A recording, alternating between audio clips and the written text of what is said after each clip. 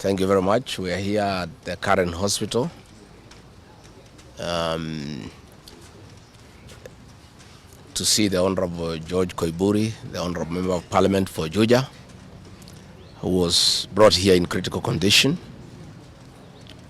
Last Friday, the Honorable George Koimburi had a function in his constituency in a place called Gachagua, and he had a serious engagement with his constituents. In fact, had the opportunity to address those people through the phone. And after he left the ceremony, he was accosted by officers from the DCI who chased him, and he was able to escape using a motorbike with the help of the local constituents.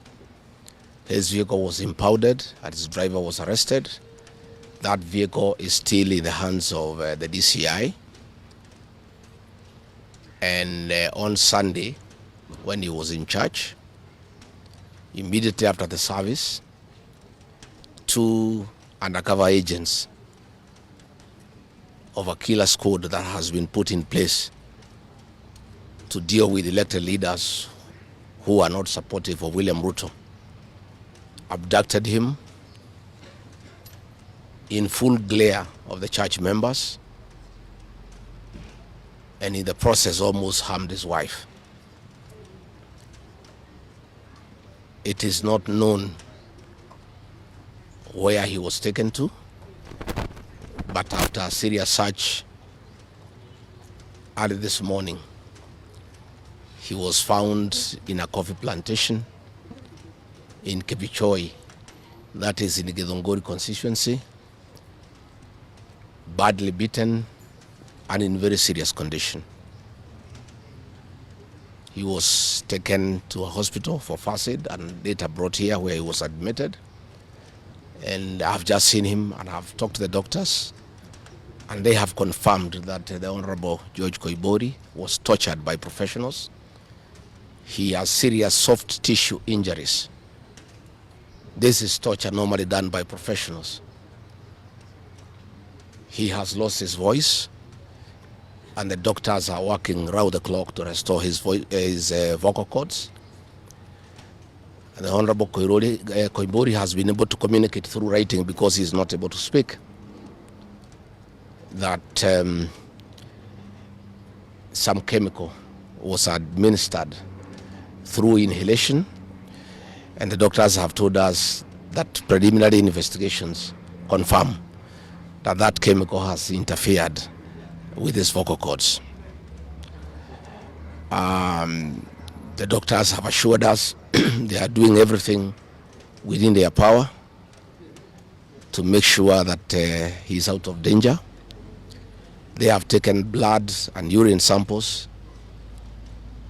to private laboratories, different ones, so that they can establish what could have happened in matters poisoning. You remember last weekend I said that a special squad had been set aside, and now we have confirmation that President William Ruto, CS for Interior Kipchumba Murkomen, and the Deputy Inspector General, Mr. Eliud Langat, all from the Kalenjin community, have put up a squad to deal with leaders who are opposed to this regime. The Honorable Kipchumba Murkomen has sent a message to us through common friends that his appointment to the Ministry of Interior is to make sure that William Ruto is re-elected as president, and to deal with anybody who can stop that objective. Officers from the National Police Service has confirmed to us that a special squad of 20 police officers from the Nandi sub-ethnic community are the ones behind the abduction of George Koimbori, and they are the ones that were deployed in Kakamega to target the Honorable John Methu and Karungo Athangwa. Specifically, there were about 300 police officers who were deployed in Kakamega, but 20 police officers from the Nandi sub-ethnic community under the direct command of the Deputy Inspector General, Eliud Langat, and reporting to Kipchumba Murkomen and William Ruto had been assigned to harm the Senator for Nyandarua and the Senator for Kiambu because of their vocal stand against this regime. Let me say that I want to appeal to the international community to rescue this country. William Ruto has become a very vengeful dictator, and his activities are similar to the one by Dr. In Dada and Mobutu Sese Seko. And the level of impunity in this country, if the international community does not come through for the people of Kenya, we are going to have not just killings, but maiming of elected leaders. What has happened to the Honorable Koimburi is a very deliberate attempt by William Ruto, Kipchumba Murkomen, and Langat to scare leaders who speak out. It is meant to scare them. It is meant to sell them fear so that they can stop agitating for the liberation of this great republic. And I want to say that William Ruto must know it is these leaders, it is not these leaders who are against his rule. It is the people of Kenya. These leaders are simply articulating what the people of Kenya are saying. And even if he targets these leaders to kill them, to maim them, he cannot do the same to each and every Kenyan. And I want to tell him to stop spreading the narrative that the rebellion against him is coming from the people of Mount Kenya region. This rebellion is across the country, from Western Kenya, Coast Province, Northeastern, Nyanza, including his native North Rift and South Rift. Members of the Kalenjin community are also up in arms because of the misuse of public resources, mismanagement of the economy, and the fact that there is no work going on in this country. So let me appeal to the international community to take a great interest in what is happening in Kenya. And we have seen what is happening in the neighboring countries, in Tanzania, the suppression of civil society. And all those things are stemming from here in Kenya. William Ruto has become intolerant. He cannot take criticism.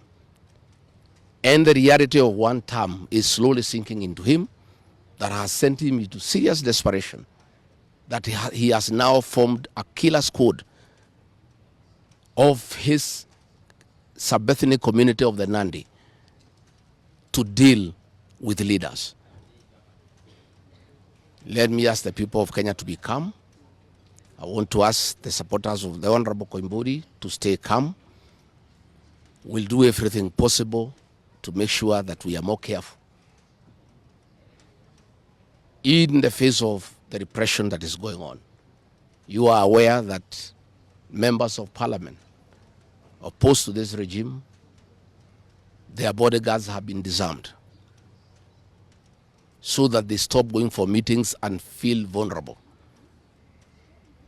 But it is very clear why they have been disarmed is to allow members of that gang that has been formed by the president to abduct them and to threaten them. And if anything happens to these members of parliament, to any leader in this country opposed to William Ruto, the president will be held to account. And let me tell William Ruto, people of Kenya cannot elect you by force. They elected you on their own free will. You are a popular leader 3 years ago, and you messed yourself up through bad governance, one-man rule, theft of public resources, wanton corruption, and tribalism. You cannot blame any of us here for the situation you find yourself in. The one-term movement is unstoppable, and there is nothing the president can do. He can kill these leaders, he can abduct them, he can torture them, but he cannot do that to all the people of Kenya. So I want to urge members of parliament and senators and others not to give up. Nobody can die from morning to evening. You can only die once. And the tree of liberation will be watered by blood. The Honorable George Koimbori is a hero of the Kenyan people. What he has undergone, the torture, the pain he is in, the anguish to his family members is not in vain. This liberation will take place, it will happen. And let me conclude by asking the Kenyan people not to be intimidated. Kenya is a constitutional democracy. They are entitled to cast their vote the way they want. And William Ruto cannot force the people of Kenya to elect him. And there is nothing he can do about it. Thank you very much.